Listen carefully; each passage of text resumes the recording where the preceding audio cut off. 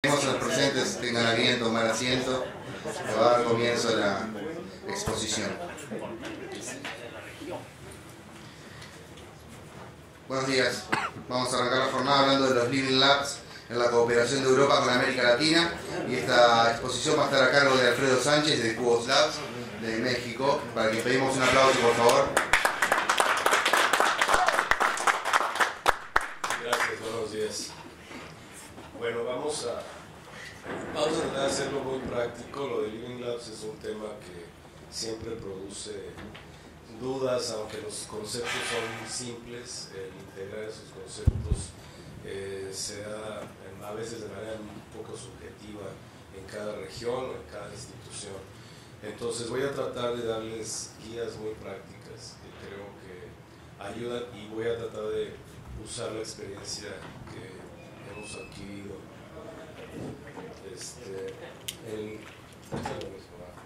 la experiencia que hemos adquirido en el uso de estas guías, y pues una experiencia mucho más práctica, compartirla con ustedes.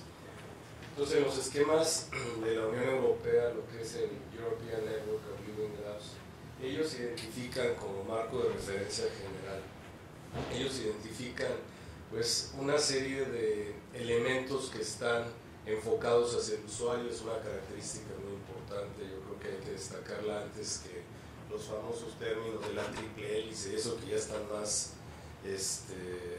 usados e interpretados por todos que nada, ¿no?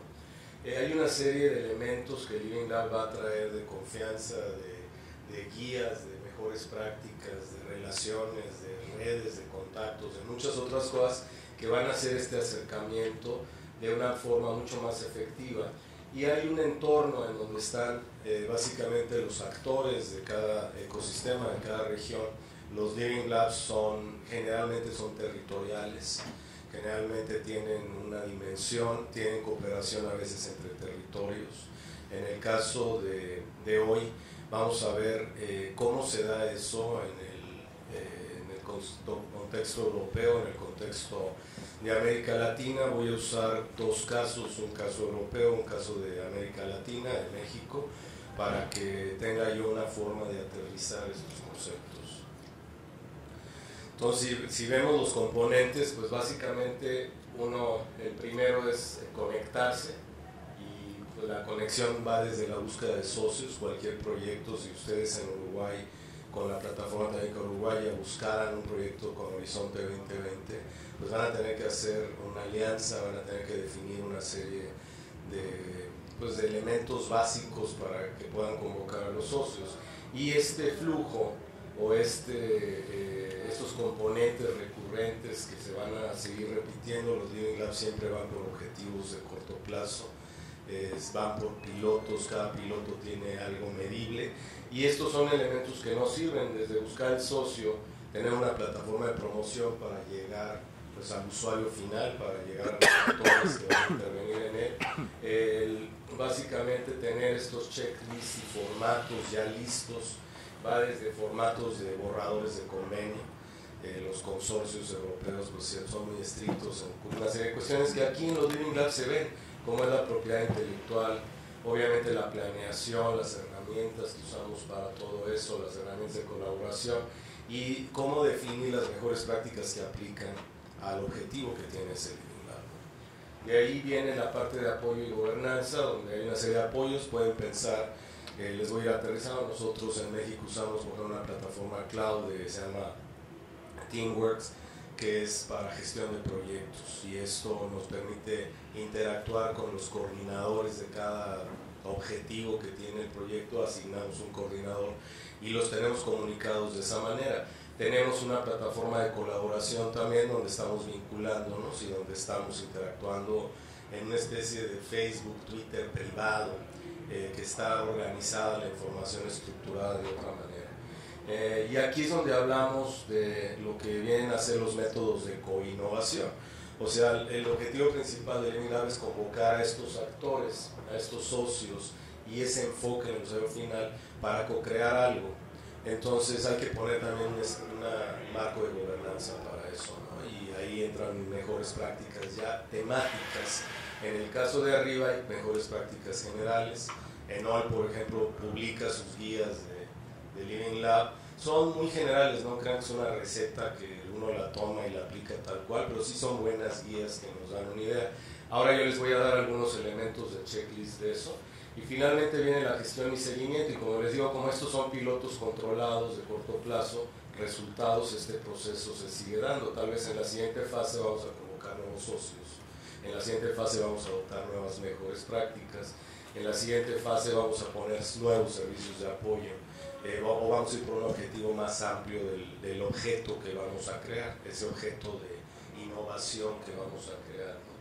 Entonces aquí vienen pues todos los indicadores de desempeño y todo con base en los criterios de lo que pretendemos con nuestro Living Lab. Son algunos componentes metodológicos, y estos se los puse como checklist porque creo que eso ayuda mucho más. O sea, por un lado pues debo lograr una vinculación de usuario efectiva y debo pensar siempre en la sustentabilidad de comunidades.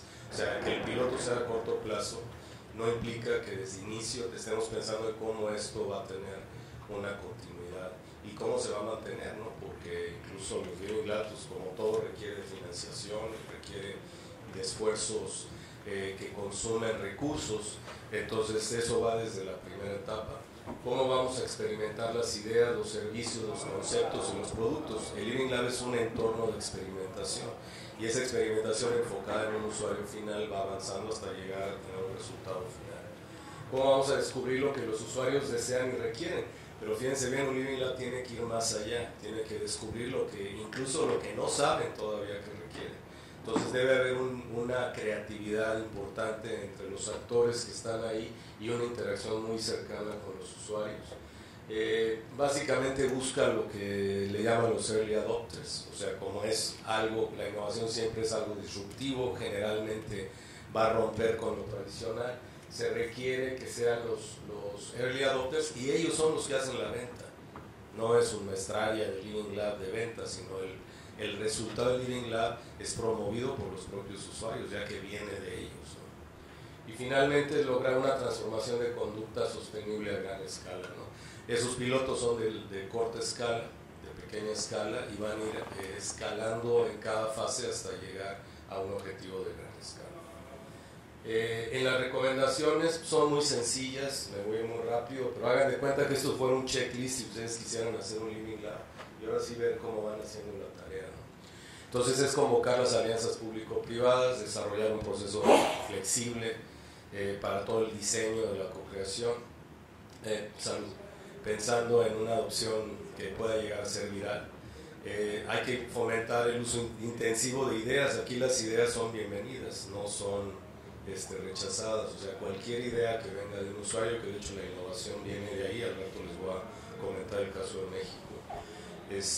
Pues hay que tomarla, hay que analizarla, hay que dar acceso a esa idea que está generándose por un miembro de ese ecosistema, y también hay que buscar ideas externas, ¿no? O sea, hay muchos que ya han avanzado en este tema y que podemos aprender.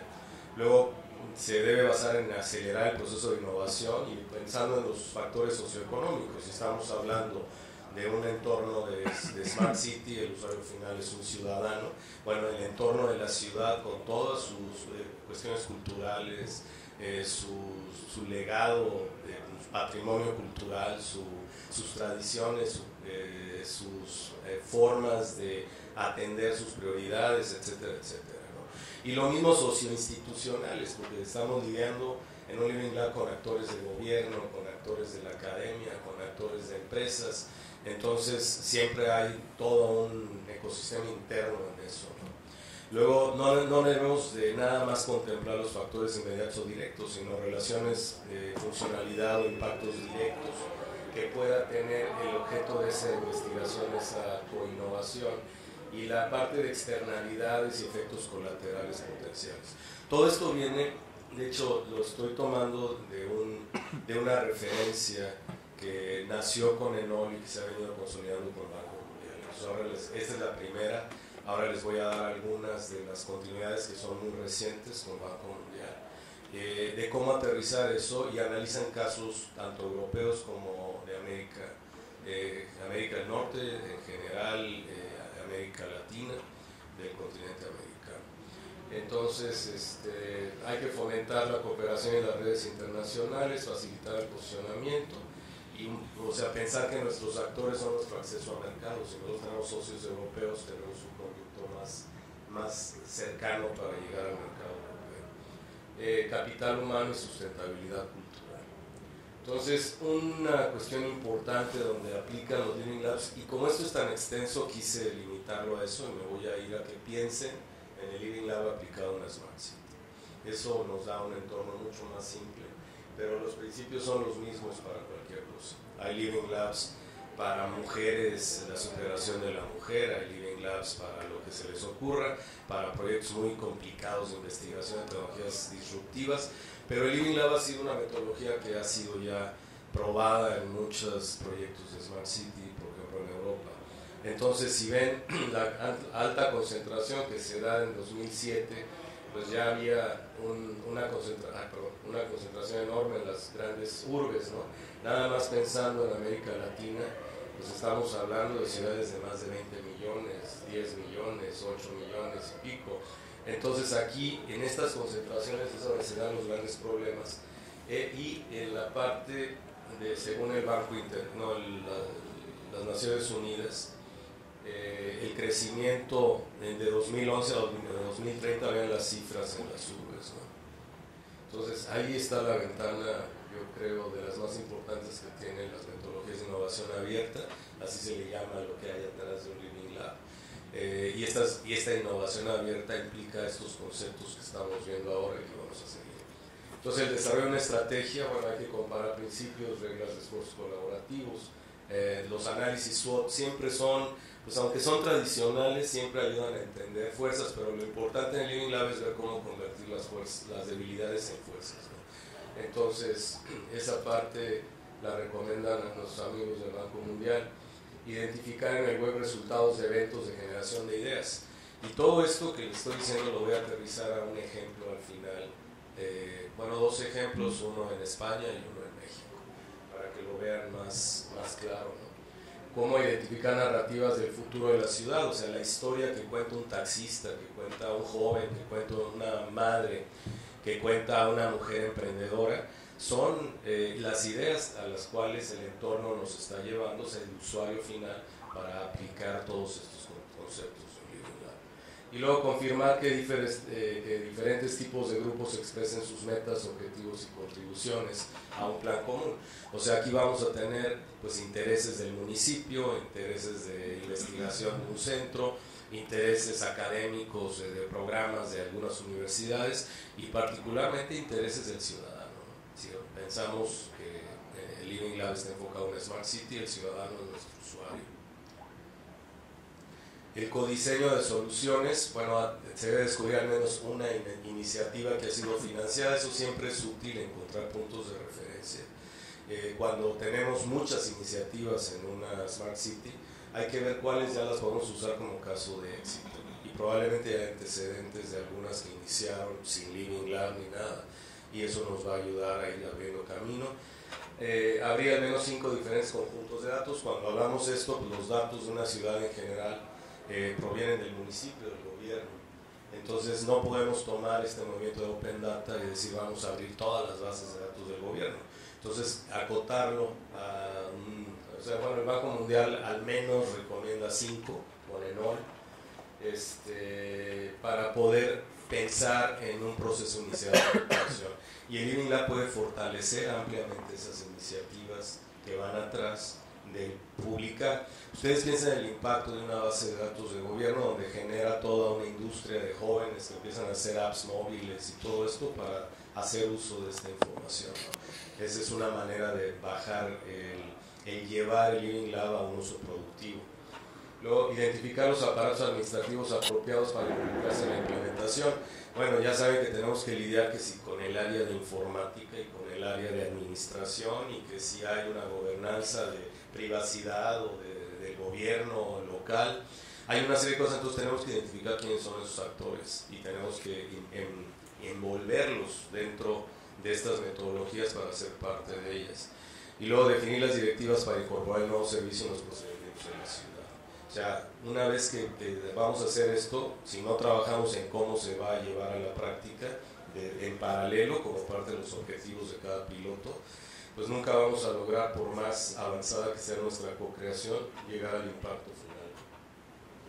Después, en cuanto a la sustentabilidad, pues tendríamos que confirmar. Piensen que todo esto ustedes lo estuvieran llevando en un Living Lab y fueran palomeando de acuerdo a los avances que tienen. Creo que eso les deja una receta, más que hablarles de teoría y de cosas así, porque podemos hablar aquí por horas de todo lo de Living Labs. Es un tema muy extenso, es un tema muy confuso a veces. Sinceramente les digo, yo soy coordinador de Living Labs de la Plataforma Teórica Mexicana. Todos los proyectos que estamos haciendo en México los estamos pasando por metodologías de innovación abierta y lidiamos con muchos actores de muchos estados, a nivel federal, a nivel estatal, con cantidad de universidades, y cada uno tiene su forma de interpretar un Living Lab, ¿no? Entonces esto al menos les deja algo mucho más tangible, que les va a dar una guía, independientemente de que se meten en OLA y hay una guía de metodologías o de llaman guidelines o algo así, donde pueden encontrar diversas cosas, pero algunas son confusonas, ¿no? O sea, no es así como que, mira, aquí está la receta para crear un Living Lab. Entonces estos creo que van a ser algunos consejos que yo he visto de mucha literatura, que los veo aterrizados porque me puedo identificar con ellos. Entonces, identificar los momentos, o sea, ustedes tienen que ver el plan de corto, mediano, largo plazo y en qué momentos es donde hacemos cortes. Y en esos cortes, ¿qué producimos en este proceso de co-creación, ¿no? Y también cómo revisamos, cómo le damos seguimiento a que estamos cumpliendo con un plan de metas que son medibles, ¿no? Y que tienen una serie de planteamientos de indicadores y todo que van a la par de los objetivos que tenemos como Living Lab. Hay que mantenerse alerta de una vinculación continua, como les digo, cada etapa. Nosotros estamos haciendo ahora un proyecto que empezamos en nivel municipal con Tijuana. Ahora estamos escalando al estado de Baja California y la siguiente etapa es escalar a San Diego y a Imperial Valley. Entonces nada más eso, piensen del actor municipal donde lo lidera el gobierno de la ciudad de Tijuana. Ahora estamos con el gobierno del estado de Baja California y ya estamos en reuniones planeando la siguiente etapa con el SANDA, que es la Asociación de Municipios o de Counties de San Diego, y con Imperial Valley, que es el vecino de Mexicali, que está muy enfocado en la agroindustria. Cada una de esas etapas tienen sus diferentes objetivos y sus resultados. Los actores van extendiéndose. Y el asunto de Living Lab es que no los invito a los de San Diego para que trabajen por su lado. Los invita a uno para colaborar con los de Tijuana y con los de Baja California. Entonces, todas estas estrategias de cómo va llegando uno, hay que planearlas muy claras a dónde queremos llegar en el piloto fase 1, fase 2, fase 3. Ahora nosotros estamos en fase 2 y ya estamos presentando las ideas de la fase 3 en ese caso. Entonces, mantenerse alertas de la vinculación de partes interesadas, las estructuras legales que eso lleva, publicar en el sitio web las diferentes maneras que las partes interesadas contribuyen recursos. Hay que darles, o sea, si ellos son los actores que están participando en el Living Lab, hay que darles su lugar, hay que hacerlos sentir parte de. Si no tienen esa pertenencia del Living Lab, estas cosas no funcionan.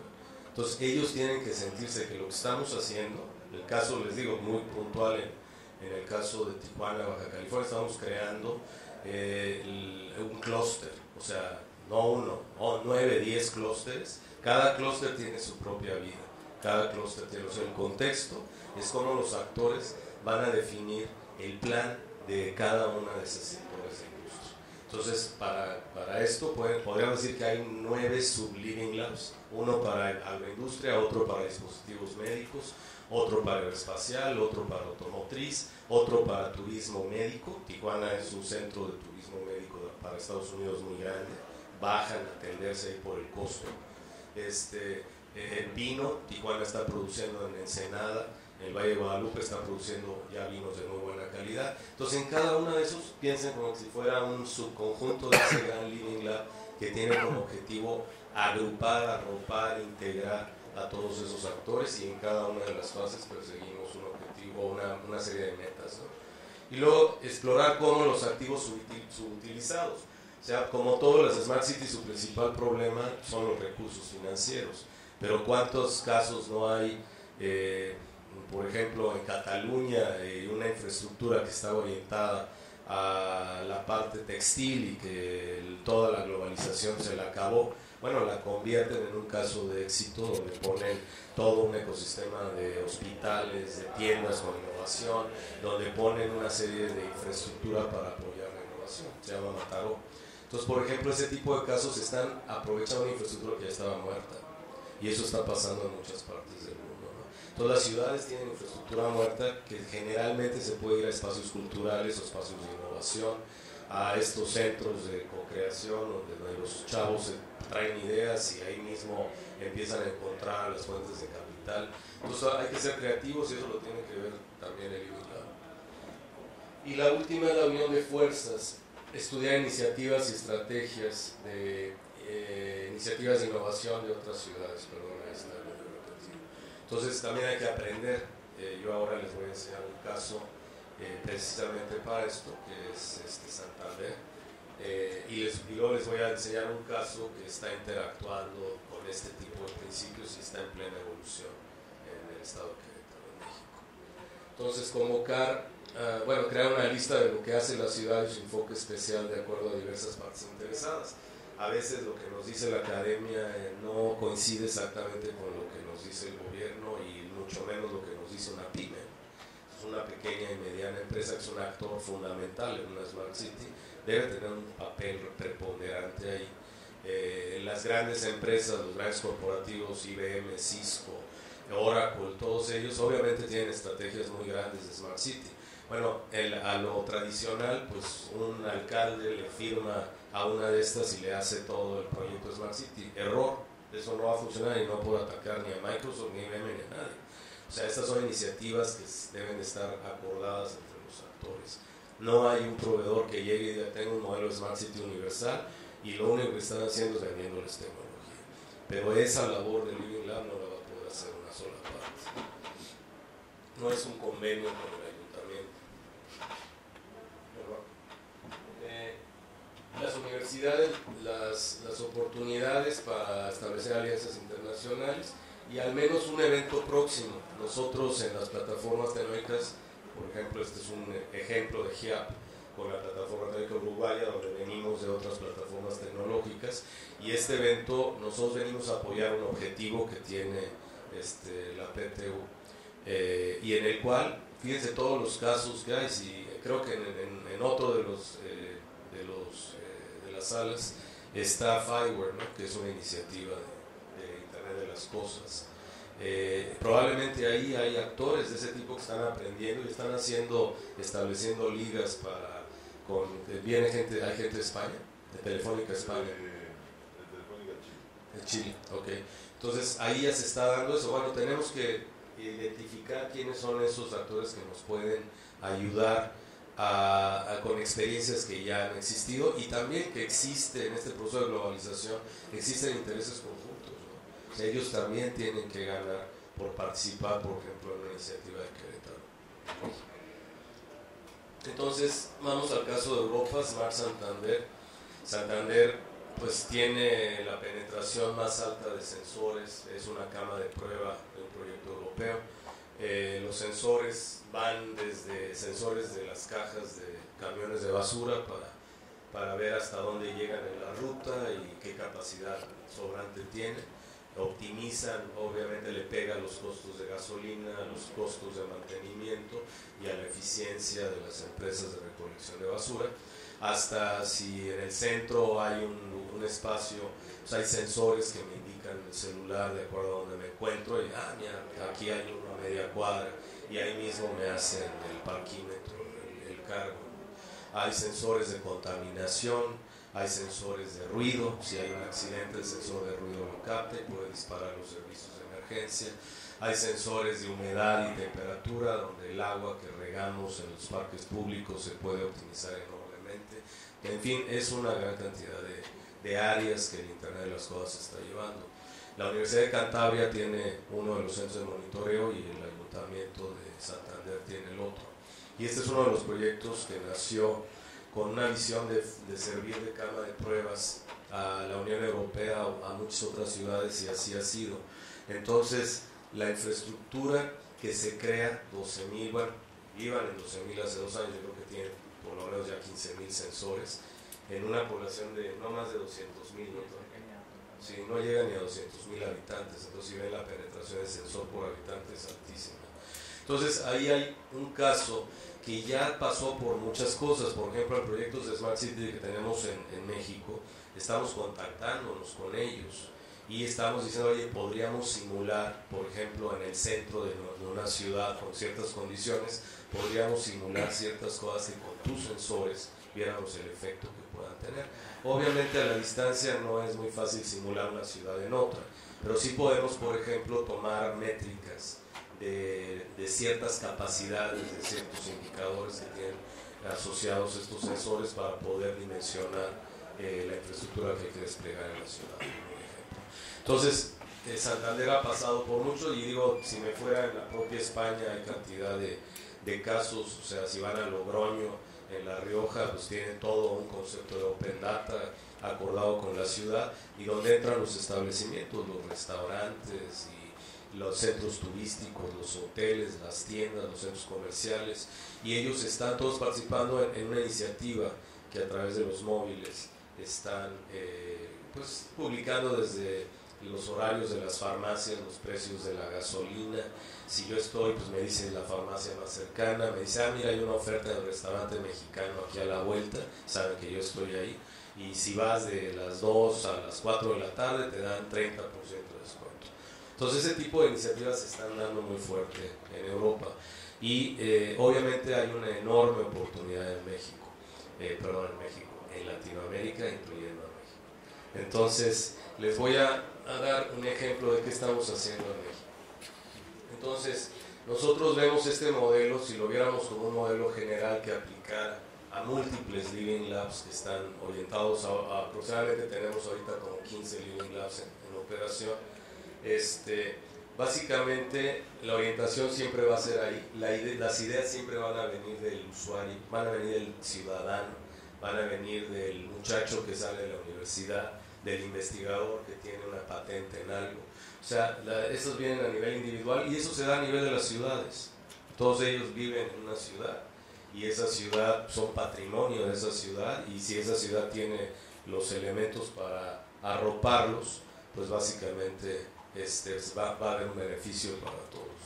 Entonces, a nivel de las ciudades, de los municipios, se da la innovación.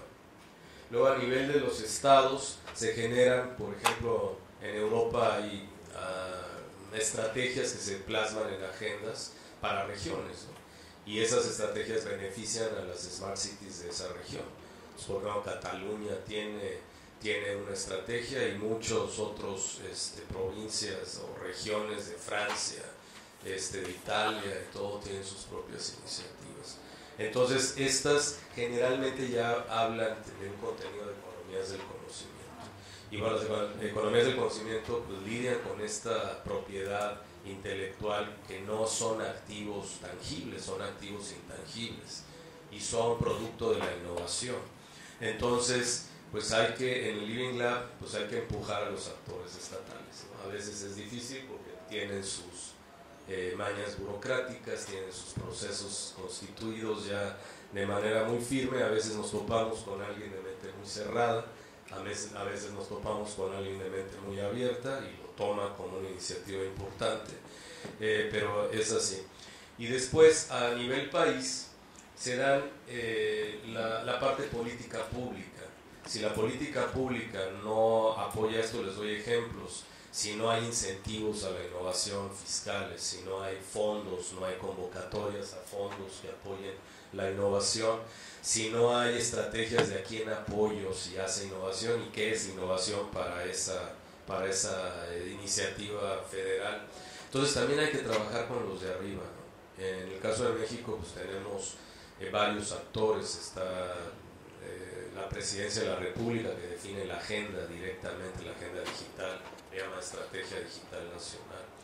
Está la Secretaría de Hacienda, que es la que genera, pues ahora sí que los recursos públicos se los entrega a las otras agencias para poder apoyar diversos programas, y esas otras agencias son, por ejemplo, la Secretaría de Economía, que tiene los fondos de ProSoft para la industria del software, o tiene los fondos del Instituto Nacional del Emprendedor con proyectos de innovación. Está el CONACYT, que tiene varios fondos de innovación. Todos esos son federales, y a veces nos topamos con gente muy abierta, a veces nos topamos con gente muy cerrada, pero de que están ahí, que no hay forma de excluir, porque si nosotros vamos en contra de una política, una de dos: o la cambiamos con sustento, o nos tenemos que someter, o pues nos vamos al bote, como dicen en México. O sea, no puede uno atentar contra lo establecido en el sistema, pero no puede uno quedarse con las manos cruzadas tampoco. Entonces, estos Living Labs son excelentes, y las plataformas tecnológicas son excelentes instrumentos para proponer cambios a la política pública. Las plataformas tienen sus agendas estratégicas de investigación e innovación. Los Living Labs generan recomendaciones. Cada uno de los Living Labs que nosotros tenemos en México están generando recomendaciones de política pública a nivel estatal y a nivel nacional.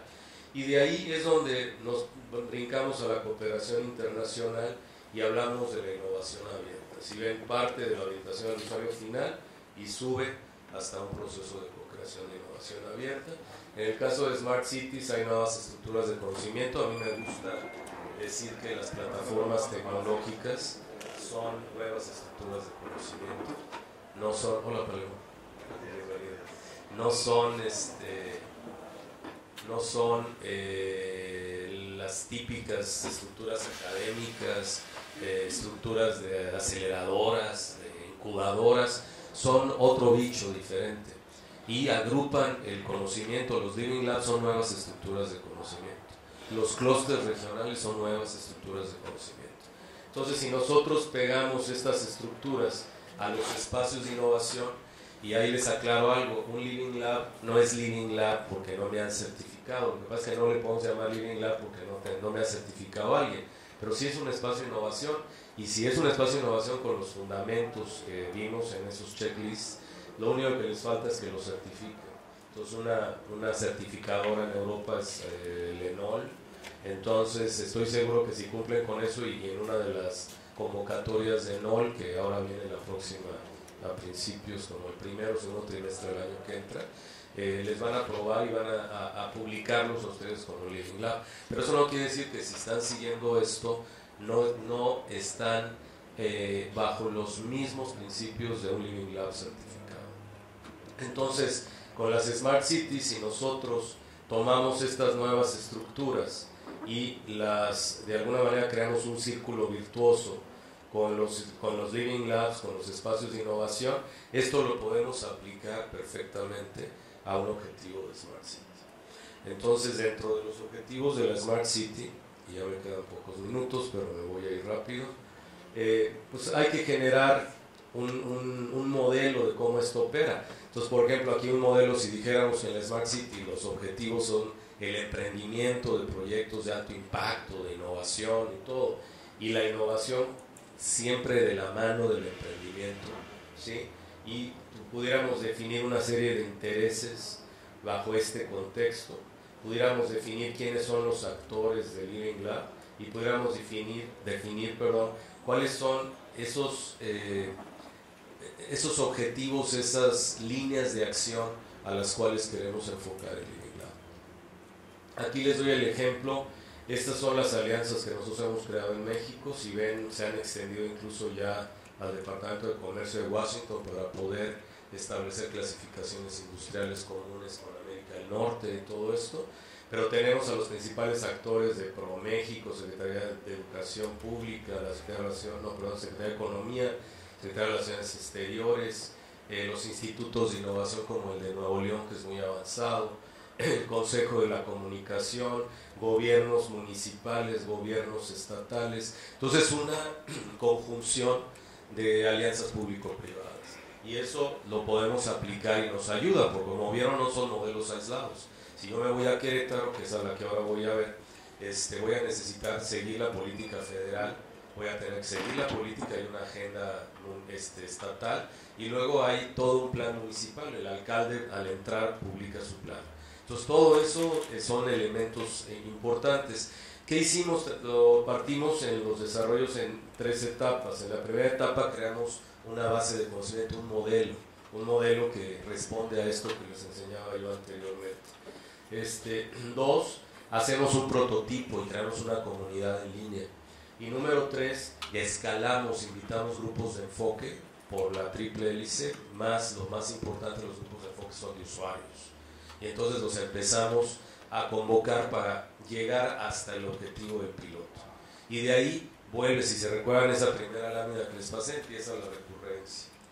En el caso de Smart City, este proyecto ya está vivo. En este proyecto, bueno, no se ve bien ahí, pero pues ya están generando áreas de actuación como calidad de vida, capital humano, economía, gobernanza, medio ambiente y movilidad. Y ya hay grupos que están trabajando en cada uno de esos sectores o esas áreas de actuación. Y por el otro lado, ya se están haciendo temas como el apoyo al comercio y manufactura, contaminación, eficiencia de gobierno, salud y seguridad. Y en cada uno de esos subgrupos de Living Lab y están interactuando. Yo quería terminar con un video, no sé si en lo que se prepara José Antonio les vamos dejando el video para que vean de qué estamos hablando de esa Smart City. Pero me ayudas a navegar aquí a YouTube. Nada más busca en YouTube Ciudad Maderas, por favor.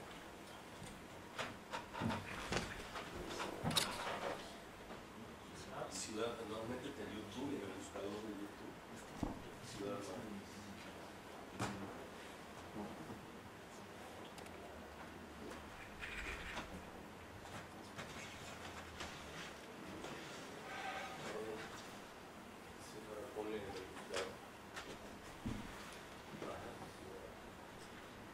Mientras vamos buscando, les recordamos que a la hora 11, ya en minutos nada más, va a estar exponiendo José Antonio Antonini sobre la gestión de la innovación en las organizaciones con el modelo MGPDI.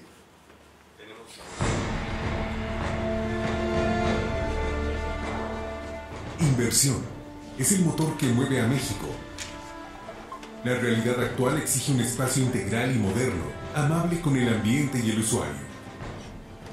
Ciudad Maderas Querétaro, la puerta del Bajío. Un desarrollo integral, comercial, tecnológico, inmobiliario y de servicios. Una combinación de éxito para su inversión. Aquí, 8 razones para invertir. 1. Ubicación. Ciudad Maderas se desarrolla en Querétaro, el destino más importante de inversión inmobiliaria en México. Es el tercer estado en el mundo con mayor alza en captación de inversión extranjera, de acuerdo al diario Financial Times, y receptor de 45 familias que migran diariamente del norte y centro del país. A lo largo de 400 hectáreas en el municipio de El Marqués, encontramos un proyecto planeado para la atracción de inversiones en lotes comerciales y de vivienda, frente a uno de los corredores industriales más importantes del país, el aeropuerto intercontinental y miles de viviendas. La combinación ideal de empleo, inversión e infraestructura. 2. Equipamiento urbano. La accesibilidad a Ciudad Maderas se ha planeado en conjunto con el gobierno estatal y municipal. Actualmente cuenta con acceso por la lateral de la carretera 57, México-Querétaro y Antigua Cuesta China. El anillo vial 3, vialidad de 7 kilómetros en 4 carriles, será el principal acceso a Ciudad Maderas. En el mediano plazo, la prolongación de la avenida Constituyentes Oriente se convertirá en una arteria de mayor importancia y cruzará Ciudad Maderas en un tramo de 7 kilómetros, cuya construcción está a cargo del Grupo Prohabitación. Las modernas vialidades que equiparan a Ciudad Maderas la ubican a solo 10 minutos del centro histórico. En un radio de 4 kilómetros encontramos vivienda desarrollada por más de 12 empresas constructoras que juntas suman más de 60,000 viviendas en los próximos 10 años. 8 parques industriales se encuentran en las inmediaciones de Ciudad Maderas, lo que genera alrededor de 35,000 empleos directos y 60,000 indirectos. Vivienda, industria y vialidades son una realidad en Ciudad Maderas. 3. Anclas. Para equipar a Ciudad Maderas se han hecho convenios con prestigiosas empresas que invertirán en la zona, dentro de 11 hectáreas que ya fueron donadas a Universidad Contemporánea, en asociación con Grupo Mondragón, el séptimo grupo más importante de España. Invertirá más de 20 millones de euros en un nuevo campus universitario para más de 5.000 alumnos. Su apertura está planeada para agosto del 2014. Hospital México-Americano. Es el primer hospital certificado en el occidente del país por Joint Commission International en 2010. Obtiene el distintivo H en el 2009 y le fue otorgado el premio Jalisco en 2011. Invertirá cerca de 400 millones de pesos en la construcción de un hospital con servicios de primera y tecnología de punta. Intecusoft, Asociación Estatal de Empresas de Tecnologías de la Información, líder en la conformación de la primera Smart City en el país, dará inicio a esta nueva ciudad invirtiendo 70 millones de pesos en su primera etapa, la cual servirá para integrar espacios de innovación con más de 100 empresas. La primera piedra se erigirá en invierno 2013. Estadía Suites ofrecerá un concepto novedoso en hotelería, especial para el viajero de negocios y turistas que requerirá una estancia en Querétaro. El inmueble brindará modernas suites y amenidades de lujo, además de una cálida atención. Todas ellas empresas de primer nivel que junto con Ciudad Maderas aseguran el éxito comercial. 4. Centro Comercial Plaza Maderas. Ubicado estratégicamente dentro de 12 hectáreas, se conformará en Ciudad Maderas un espectacular y moderno centro comercial con fecha de apertura en otoño 2015, desarrollado por Mexico Retail Advisor Incorporated, empresa con sede en San Diego, que cuenta con una experiencia sin precedentes en Latinoamérica y Asia. Integrará a los mejores minoristas de América. Plaza Maderas será construida con arquitectura tipo californiana y contará con una amplia oferta de bienes, servicios y entretenimiento. Sí. Bueno, entonces como ven, en ese video ven plasmado exactamente los principios. Hoy por hoy, de lo que dice ahí, ya está construido el hospital, ya está construida la universidad, ya abrió clases, ya pusieron desde hace 8 o 10 meses el gobernador de Querétaro puso la primera piedra, ya está bastante avanzado el Parque Vórtice, que es un parque tecnológico de innovación, y los actores que empezaron en Ciudad Maderas ahora extendimos a toda la mancha urbana. Entonces ahora el proyecto evoluciona a todo lo que es la capital de Querétaro, que es Santiago de Querétaro, con el municipio del Marqués, que es donde están ellos. Entonces todos los principios que vimos durante la plática los ven plasmados ahí. Y esos son los objetivos que nos guían, son lo que hay un plan con el gobierno estatal, el gobierno municipal, las universidades, el TEC de Monterrey, la Autónoma de Querétaro y varias más, la UCO Mondragón, que han estado participando en definir esas prioridades.